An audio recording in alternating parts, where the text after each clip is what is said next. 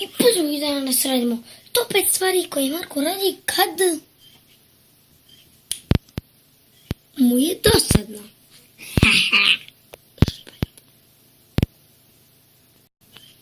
Prva stvar jeste play na Facebooku.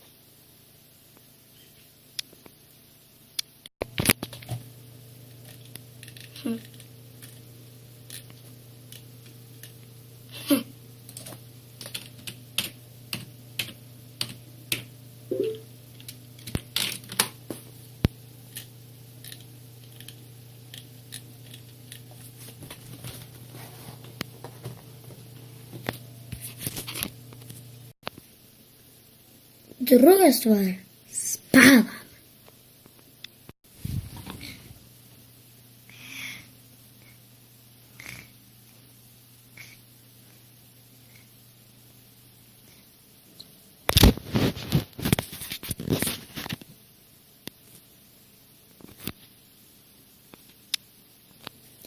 Treća stvar.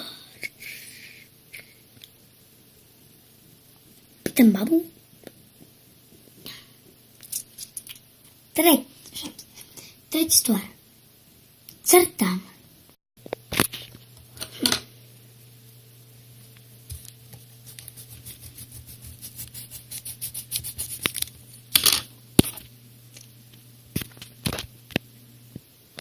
Četvrta stvar.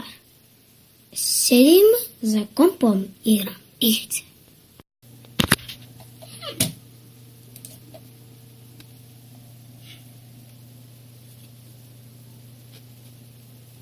Ne, pusti me.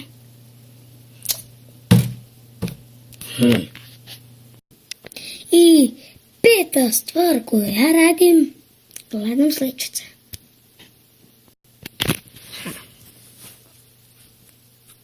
Ne.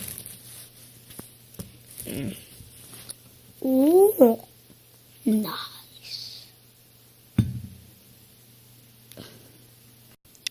I eto li, to je bilo 5 stvari koje Marko radi kad mu je dosadno. Dolu u komentarima napišite da li želite da nastavim s ovime. Pa, ćao!